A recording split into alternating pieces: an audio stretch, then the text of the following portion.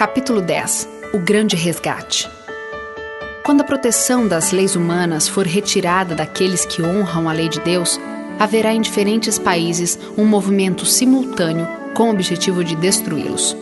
Ao aproximar-se o tempo indicado no decreto, o povo conspirará para eliminá-los em uma noite e, dessa forma, silenciar a voz de discordância e reprovação. O povo de Deus, alguns nas celas das prisões, outros escondidos nas florestas e montanhas, suplica a proteção divina. Homens armados, instigados por anjos maus, se preparam para a tarefa de morte. Nesse momento, na hora de maior dificuldade, Deus intervirá. Vocês cantarão como em noite de festa sagrada. Seus corações se regozijarão como quando se vai ao monte do Senhor, a rocha de Israel. O Senhor fará que os homens ouçam sua voz majestosa. Multidões de homens maus estão prestes a atacar a presa, quando profundas trevas, mais intensas do que as trevas da noite, invadem a terra. Então, o arco-íris atravessa os céus e parece cercar cada um dos grupos em oração. As multidões iradas se detêm. Esquecem-se do objeto de sua ira sanguinária. Contemplam o símbolo da aliança de Deus, desejando proteger-se de seu brilho. O povo de Deus ouve uma voz dizendo: olhe para cima. Como Estevão, essas pessoas erguem os olhos e veem Cristo em seu trono. Percebem claramente os sinais de sua humilhação e ouvem o pedido: quero que os que me deste estejam comigo onde eu estou.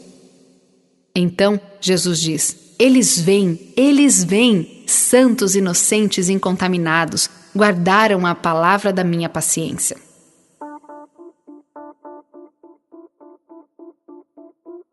À meia-noite, Deus manifesta o seu poder para libertar seu povo. O sol aparece resplandecendo em sua força. Ocorrem sinais e maravilhas. Os perdidos contemplam a cena com terror, enquanto que os justos veem os sinais de seu livramento. Em meio aos céus agitados, existe um espaço claro de glória indescritível, de onde vem a voz de Deus como o som de muitas águas, dizendo: está feito.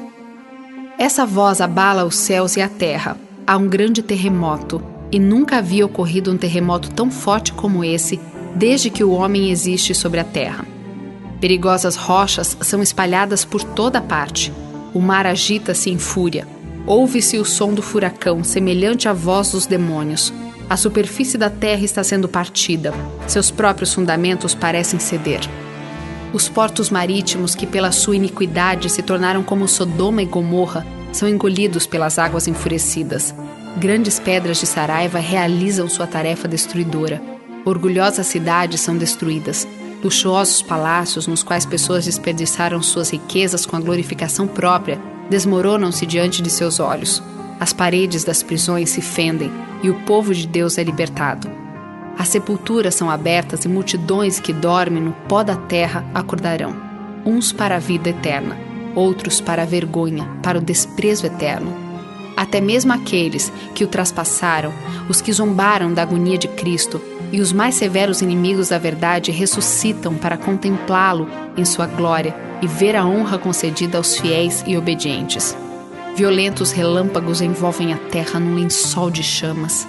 Em meio ao estrondo do trovão, vozes misteriosas e terríveis declaram o destino dos ímpios. Aqueles que haviam sido desafiadores e arrogantes, cruéis para com o povo de Deus, que guarda os mandamentos, agora estremecem de medo. Demônios tremem enquanto os seres humanos suplicam misericórdia. O dia do Senhor. Disse o profeta Isaías: naquele dia os homens atirarão aos ratos e aos morcegos os ídolos de prata e os ídolos de ouro que fizeram para adorar. Fugirão para as cavernas das rochas e para as brechas dos penhascos por causa do terror que vem do Senhor e do esplendor da sua majestade quando ele se levantar para sacudir a terra. Aqueles que tudo sacrificaram por Cristo agora estão em segurança. Perante o mundo e em face da morte, demonstraram sua fidelidade para com aquele que morreu por eles. O rosto deles, pouco antes tão pálido e descomposto, resplandece agora com admiração. A voz deles se ergue em cântico de triunfo. Deus é o nosso refúgio e a nossa fortaleza, auxílio sempre presente na adversidade. Por isso não temeremos, ainda que a terra trema e os montes afundem no coração do mar, ainda que estrondem as suas águas turbulentas e os montes sejam sacudidos pela sua fúria. Enquanto essas palavras de santa confiança se elevam a Deus, a glória da cidade celestial passa por suas portas entreabertas. Aparece então no céu uma mão segurando 2 tábuas de pedra. Aquela santa lei proclamada no Monte Sinai agora é apresentada como a norma do juízo. As palavras são tão claras que podem ser lidas por todos. A memória é despertada. São eliminadas de todas as mentes as trevas da superstição e dos falsos ensinos. É impossível descrever o horror e desespero daqueles que desprezaram a lei de Deus. Para conseguir a aprovação do mundo, rejeitaram seus mandamentos e ensinaram outros a desobedecê-los. Agora são condenados por aquela lei que desprezaram. Percebem que não têm desculpas. Os inimigos da lei de Deus têm agora nova compreensão da verdade e do dever. Tarde demais, veem que o sábado do 4º mandamento é o selo do Deus vivo. Percebem que estiveram lutando contra Deus. Líderes religiosos conduziram pessoas a se perderem, embora pretendessem guiá-las às portas do paraíso. Quão grande a responsabilidade daqueles que ocupam o ofício sagrado, quão terríveis são os resultados da infidelidade deles. Aparece o Rei dos Reis.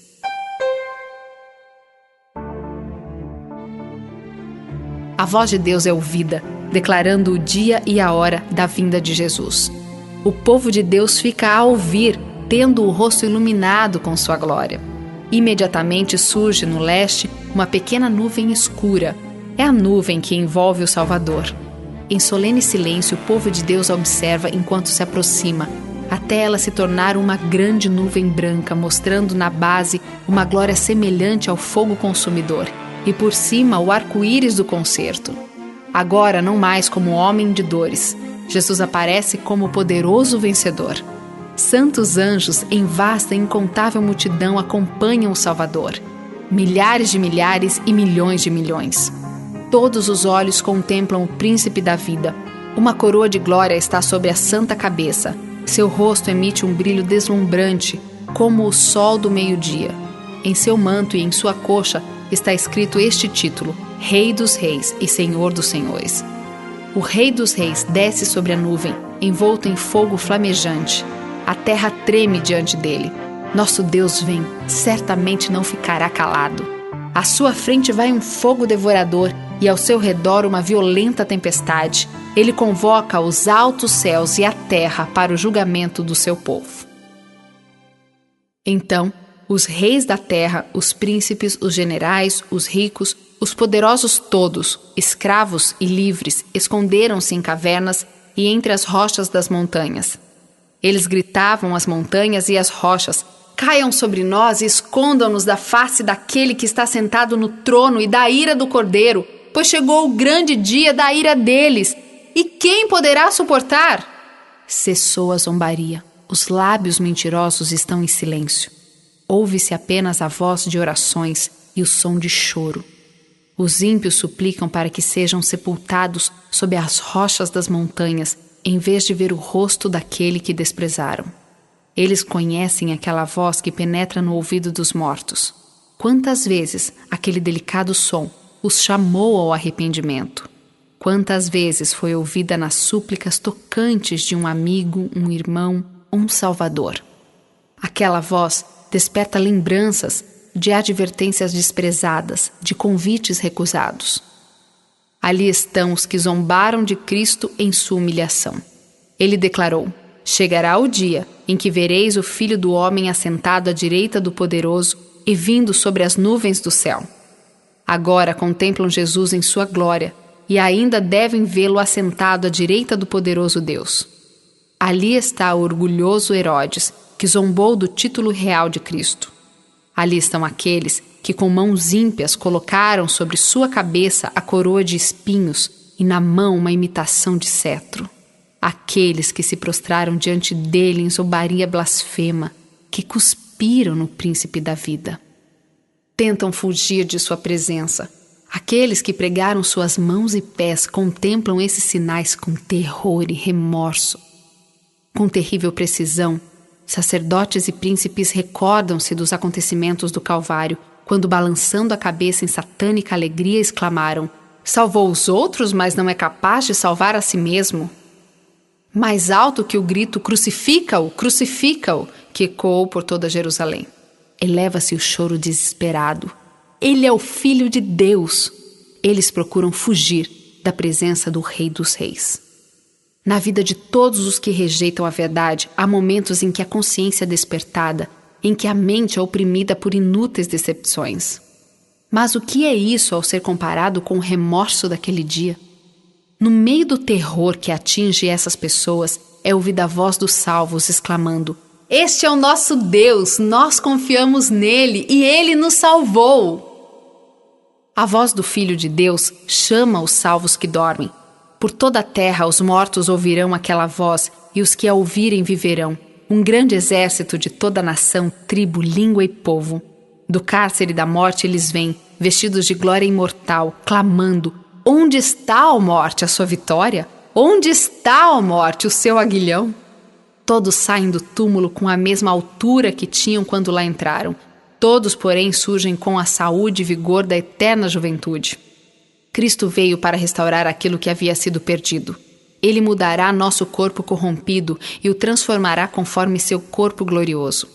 A forma mortal e corruptível, antes contaminada pelo pecado, torna-se perfeita, bela e imortal. Defeitos e deformidades são deixados no túmulo.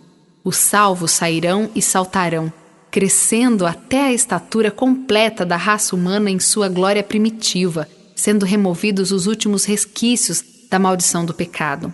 Os fiéis de Cristo refletirão no espírito, alma e corpo a imagem perfeita de seu Senhor. Os justos vivos são transformados num momento, num abrir e fechar de olhos. Diante da voz de Deus, tornam-se imortais. E com os salvos ressuscitados, sobem para encontrar seu Senhor nos ares. Os anjos reunirão os seus eleitos dos 4 ventos, de uma a outra extremidade dos céus. Criancinhas são levadas aos braços de sua mãe. Amigos há muito tempo separados pela morte reúnem-se para nunca mais se separarem. E com cânticos de alegria sobem juntos para a cidade de Deus. Na Cidade Santa. Na multidão incontável dos resgatados, os olhares de todos fixam-se em Jesus. Todos os olhos contemplam a sua glória. Na cabeça dos vencedores, Jesus coloca a coroa de glória. Para cada um, há uma coroa que traz o seu próprio novo nome, e a inscrição: Santidade ao Senhor. Em cada mão são colocadas a palma do vencedor e a harpa resplandecente. Então, quando os anjos dirigentes começam a tocar, todas as mãos deslizam com maestria sobre as cordas, produzindo suave música em ricos e melodiosos tons. Todas as vozes se erguem em grato louvor àquele que nos ama e nos libertou dos nossos pecados por meio do seu sangue, nos constituiu reino e sacerdotes para servir a seu Deus e Pai. A ele sejam glória e poder para todo sempre. Diante da multidão de resgatados está a Cidade Santa. Jesus abre as portas e as nações que seguiram a verdade entram por ela. Então é ouvida a sua voz: venham, benditos de meu Pai, recebam como herança o reino que lhes foi preparado desde a criação do mundo. Cristo apresenta ao Pai o que foi adquirido através de seu sangue, declarando: aqui estou eu, com os filhos que Deus me deu. Eu os protegi e os guardei no nome que me deste. Quão emocionante será aquela hora em que o infinito Pai, olhando para os salvos, contemplará sua imagem, banida a discórdia do pecado, removida a sua maldição, e o humano novamente em harmonia com o divino. A alegria do Salvador consiste em ver no reino da glória as pessoas que foram salvas por sua agonia e humilhação. Os salvos participarão de sua alegria, contemplam aqueles que foram ganhos por meio de suas orações, esforços e amorável sacrifício. Contentamento lhes encherá o coração ao verem que um ganhou a outros e estes ainda outros.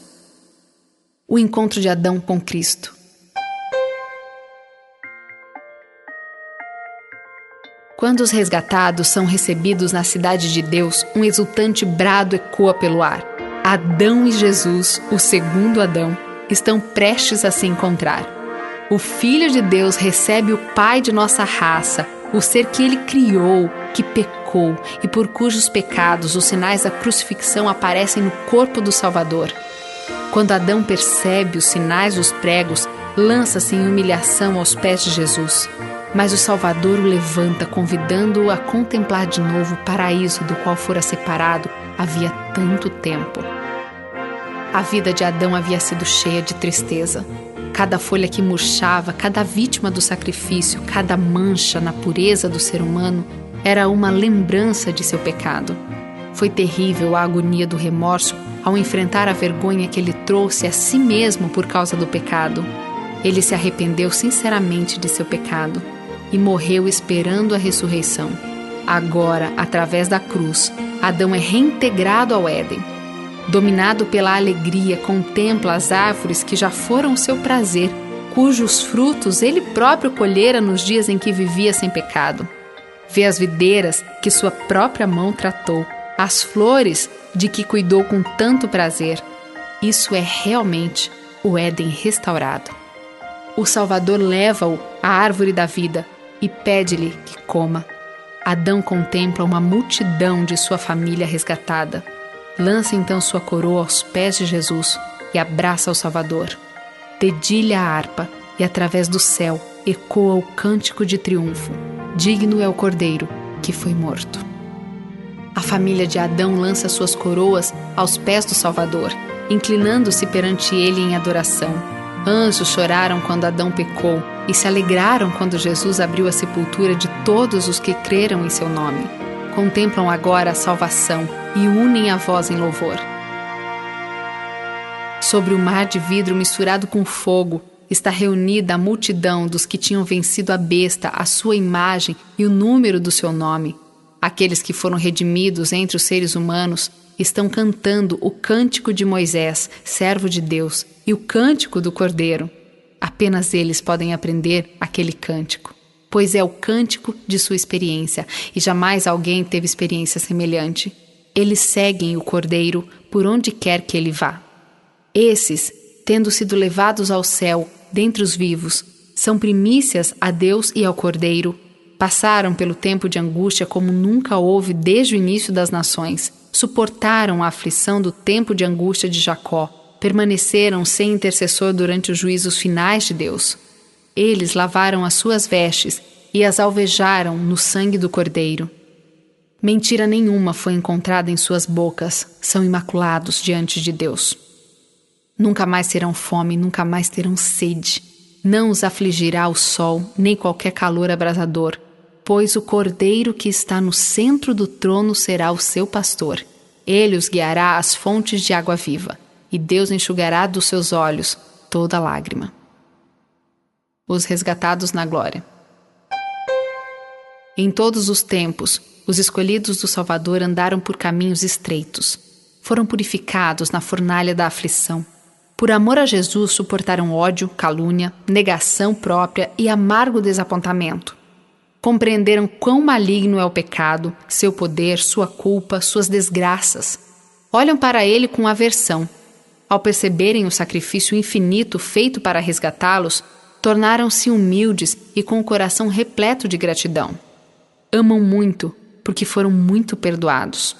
Participaram dos sofrimentos de Cristo e estão habilitados a participar de sua glória. Os herdeiros do reino de Deus vieram dos casebres, dos calabouços, das montanhas, dos desertos, das cavernas. Eles eram necessitados, aflitos e maltratados. Milhões desceram ao túmulo, carregados de infâmia, porque recusaram entregar-se a Satanás. Mas agora não são mais aflitos, dispersos e oprimidos.